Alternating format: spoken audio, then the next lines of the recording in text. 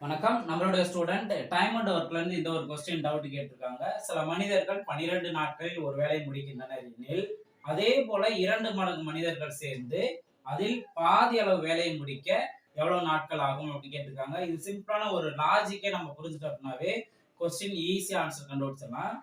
இப்போ எவ்வளவு மனிதர்கள் மென்ஷன் பண்ண சில மனிதர்கள் அப்படிதான் நோட் பண்ணியிருக்காங்க. ஓகே, நம்ம அதை எக்ஸ்ன்னு கூட நம்ம வச்சுக்கலாம். இப்போ அவங்க 12 நாட்கள வேலையை முடிச்சிருக்காங்க. ஓகே, சோ ஆட்கள் வந்து ஒரு குறிப்பிட்ட ஆட்கள் இருந்திருக்காங்க. அவங்க 12 நாள்ல வேலை முடிச்சிருக்காங்க. இப்ப என்ன சொல்றாங்கன்னா, அதே போல 2 மடங்கு மனிதர்கள்.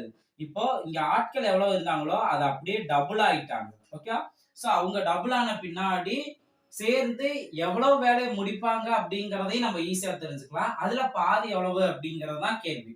இப்போ ஆட்கள் டபுள் ஆயிட்டாங்க அப்படின்னாவே நாட்கள் வந்து பாதியா குறைஞ்சிரும். அப்போ முன்னாடி வந்து ஒரு குறிப்பிட்ட ஆட்கள் இருந்தவங்க 12 நாள்ல செஞ்சாங்கன்னா, இப்ப ஆட்கள் டபுள் ஆயிட்டாங்கன்னா, வேலை அப்படியே பாதி நாள்ல வேலை முடிஞ்சிடும். அப்போ 12 நாள்ல முடிக்க வேண்டியது அப்படியே 6 நாள்லயே முடிஞ்சிடும்.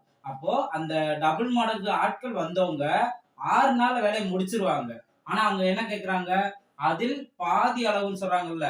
அப்போ அவங்க வேலைய 6 நாள்ல முடிச்சாங்கன்னா, அதுல பாதி எவ்வளவு முடிப்பாங்க? 3 நாள்ல முடிச்சிருவாங்க. சோ ஆப்ஷன் சி தான் அதற்கான சரியான ஆன்சர்.